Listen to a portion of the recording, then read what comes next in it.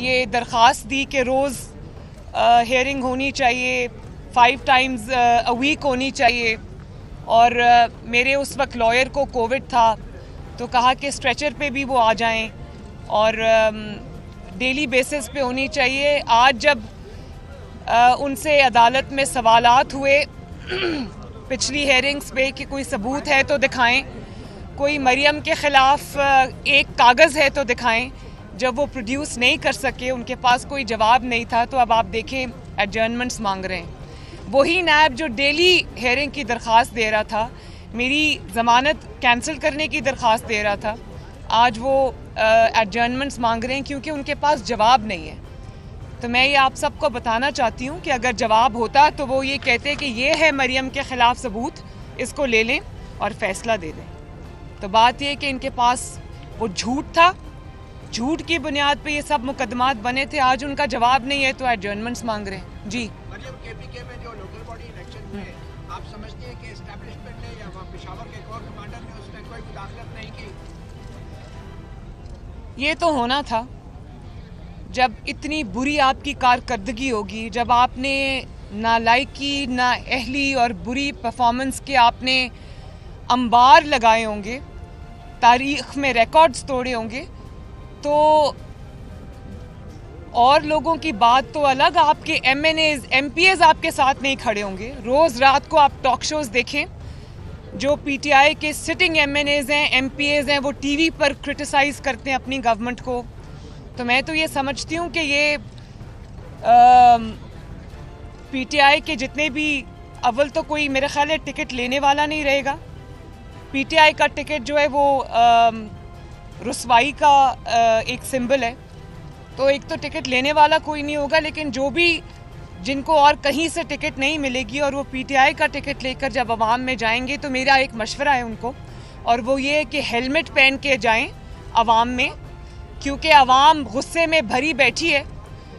जो आपने अवाम के साथ पिछले 4 साल में किया है, जिस तरह आपने महंगाई में उनको पीस के रख दिया है, जिस तरह मतलब तारीखी नाअहली और नालायकी और नाकामी चाहिए नवाज शरीफ के दौर की 5.8% ग्रोथ को ज़ेरे ज़मीन लेके जाने के लिए, नवाज शरीफ दौर के 35 रुपये किलो आटे के 80 रुपये किलो पर लाने के लिए, और 50 रुपये किलो चीनी को 150 रुपये तक लाने के लिए, 100 रुपये डॉलर को 185 तक लेके जाने के लिए। कहर है अल्लाह ताला का, कोई खौफ है खुदा का। मतलब आपने लोगों की ज़िंदगियां अजाब कर दी। तो ये जो मुल्क भर से फैसले आ रहे हैं, मेरा ख्याल है ये पहली गवर्नमेंट है, और मेरा ख्याल नहीं है, मुझे यकीन है कि ये एक सिटिंग पहली गवर्नमेंट है जो एक के बाद एक ज़िमनी इंतखाब हारी है। ना सिर्फ हारी है बल्कि बहुत ही बुरी तरह हारी है।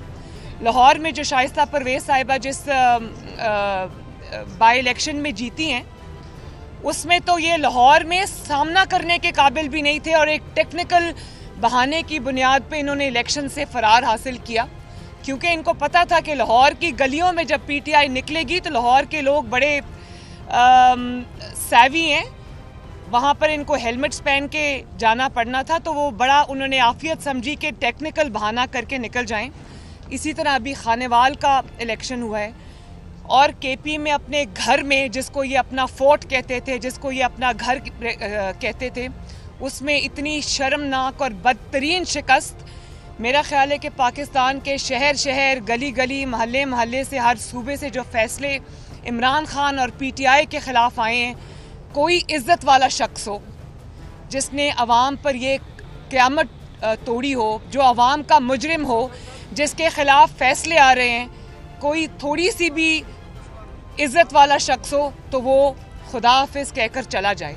और मेरा ख्याल है कि आज ये बात बनती है कहनी कि इमरान खान को ये चाहिए कि अभी भी मौका है, इसके बाद शायद उनके लिए बहुत बुरा वक्त आने वाला है। अभी भी मौका है, अवाम की जान छोड़ दें, इज़्ज़त से जो थोड़ी बहुत रह गई है खुदा हाफिज़ करे, और कहें कि मैं नाकाम हो गया, मुझसे ये मुल्क अब नहीं चल रहा, मैं लोगों की तबाही का ज़िम्मेदार हूं। चीफ जस्टिस की कोर्ट में केस लगा हुआ था इमरान खान साहब की डिस्क्वालिफिकेशन, उसमें जो दरखास्त गुजार थे, पहले उन्होंने दरखास्त दायर की, बाद में वो PTI में शामिल हो गए और उन्होंने दरखास्त दायर कर दी कि वो केस वापस लेना चाहते हैं। आज दरखास्त खारिज हो गई, आप उस पर आप क्या कहेंगे? मुझे उसमें इल्म नहीं है इस चीज़ का, और अगर वो ज़ाती नौयत का केस है तो मैं उस पर कुछ कहना नहीं चाहती।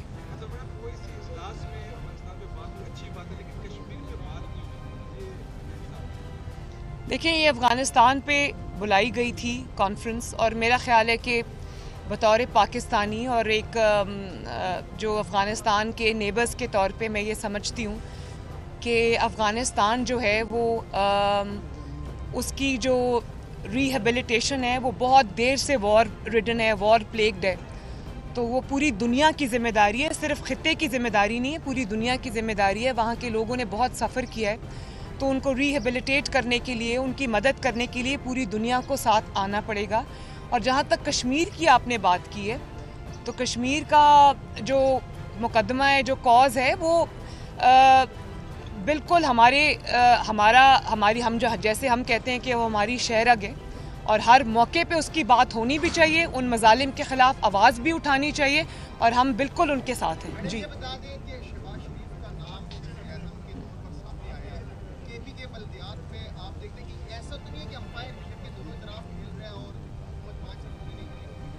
आपका सवाल क्या है?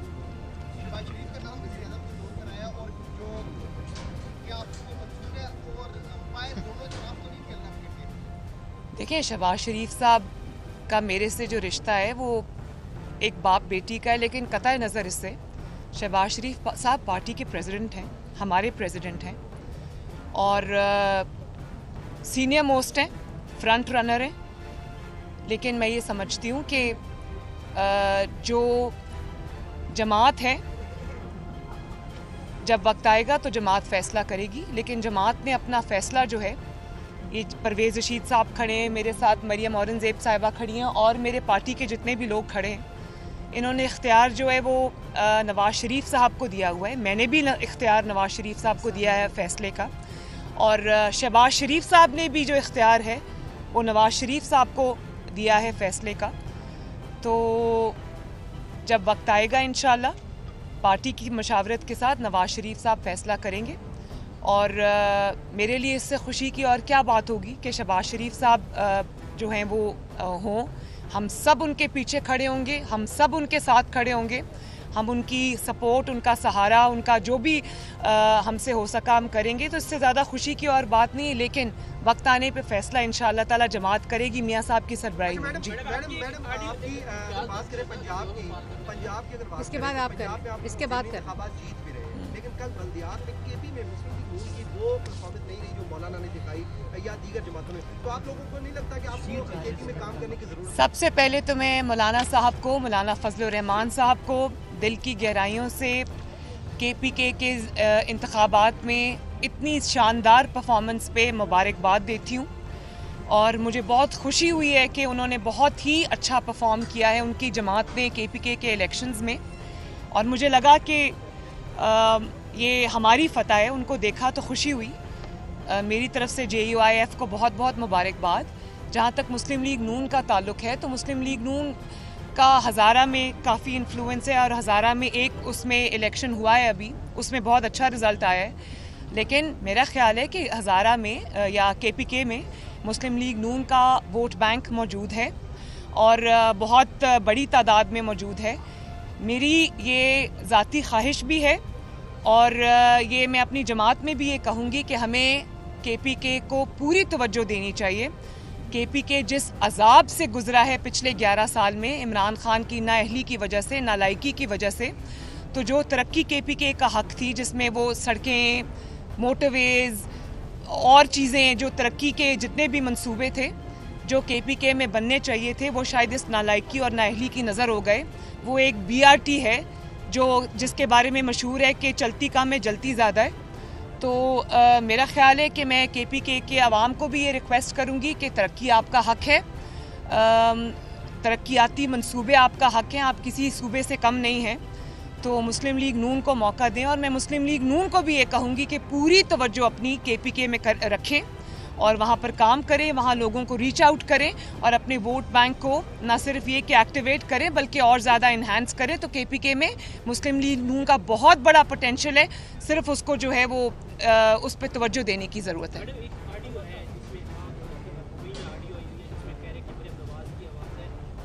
मीडिया मैनेजमेंट की बात कर रही है और वो चैनल्स का नाम ले रही है कि उन्होंने जियो और दुनिया ने देखिए उनकी ऐसी तैसी फिल्म ऑडियो है, ये सब बता दें कि ये आपकी है क्या? मैं इसका जवाब दे चुकी हूँ, मैं बिल्कुल इसका जवाब दे चुकी हूँ और क्लियरली दे चुकी हूँ। मैडम केपीके में जो इलेक्शन हुए आप समझती हैं कि एस्टैब्लिशमेंट उसमें न्यूट्रल रही है? मैं देखें उसके रिजल्ट्स हैं, मैं उसके बारे में तो कुछ नहीं कह सकती, लेकिन मैं ये ज़रूर कह सकती हूँ कि जो इमरान खान की परफॉर्मेंस है उसको दुनिया की कोई ताकत सपोर्ट नहीं कर सकती। इमरान खान की जो परफॉर्मेंस है वो उसके बोझ तले खुद दब गया है और मेरा नहीं ख्याल कि इसके बाद उनका कोई सर्वाइवल है। इंशाअल्लाह ताला बहुत जल्दी वापस आएंगे। मेरी तो ख्वाहिश है कि वो कल ही आ जाएं, लेकिन बहुत जल्दी वापस आएंगे। वो भी आने को बेचैन है, उनका मुल्क है, उनकी मिट्टी है और इंशाअल्लाह ताला बहुत जल्दी वापस आएंगे।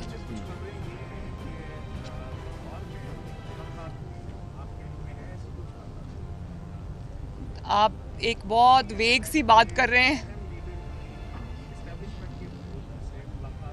मुझे इसका कोई इल्म नहीं है जी। मुझे आप ये भी नहीं पता आप किस मुलाकात की तरफ इशारा कर रहे हैं। बस जी आखिरी जी ना जवाब दे दीजिए, फिर इकट्ठा सवाल कर लेना। एक सेकंड, हाँ जी एक सेकंड, नहीं एक सेकंड, मैं इसका जवाब दे चुकी हूँ जी। आसिफ साहब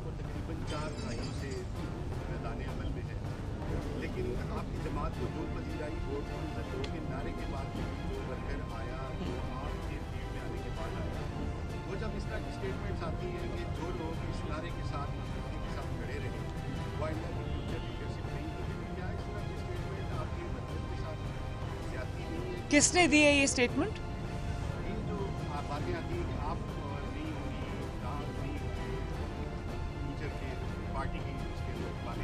देखें ये अल्लाह ताला के फैसले हैं, कौन होगा कौन नहीं होगा ये अल्लाह ताला के बाद अल्लाह ताला के जो मखलूक है ये उनके फैसले हैं। जिस किस्म के एक कभी मुशर्रफ हुआ करता था, मैं सिर्फ ये बात कह के अपनी बात ख़त्म करूँगी कि आपकी बात से मुझे याद आ गया कि एक मुशर्रफ होता था जो दोनों मुक्के कभी दिखाता था और कहता था नवाज़ शरीफ इज़ हिस्ट्री। फिर अल्लाह ताला वो दिन लेकर आया कि वो मुशर्रफ अपनी टीवी स्क्रीन पे यहाँ बैठ के देख रहा था कि नवाज़ शरीफ तीसरी मर्तबा वज़ारत उज़्मा का हल्फ उठा रहा था। तो ताकत और पावर और इक़्तिदार एक ऐसी चीज़ है जिसने उस पर तकिया कर लिया, उसका फ्यूचर अच्छा नहीं है। तो ये तो अल्लाह ताला के फ़ैसले और अवाम के फ़ैसले हैं, ये कोई स्टेटमेंट नहीं है, ये किसी का और का फ़ैसला नहीं है। वो जो चाहेगा वही होता है।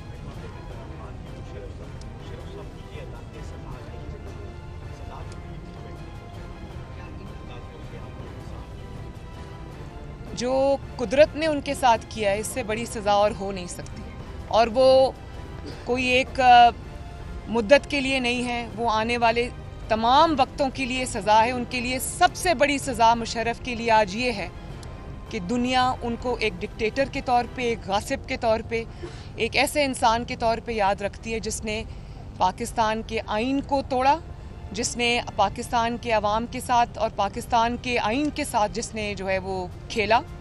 और जिस तरह तारीख़ में उनको याद रखा जाएगा, जो सज़ा उनको सुना दी गई है, जो बदनामी का एक लेबल उनके माथे पर लग गया है और आज वो अपने मुल्क वापस नहीं आ सकते, उनका नामो निशान मिट गया है, तो तारीख़ उनको जिस तरह याद रखेगी वो उनके लिए सबसे बड़ी सज़ा है। बहुत शुक्रिया जी, थैंक यू।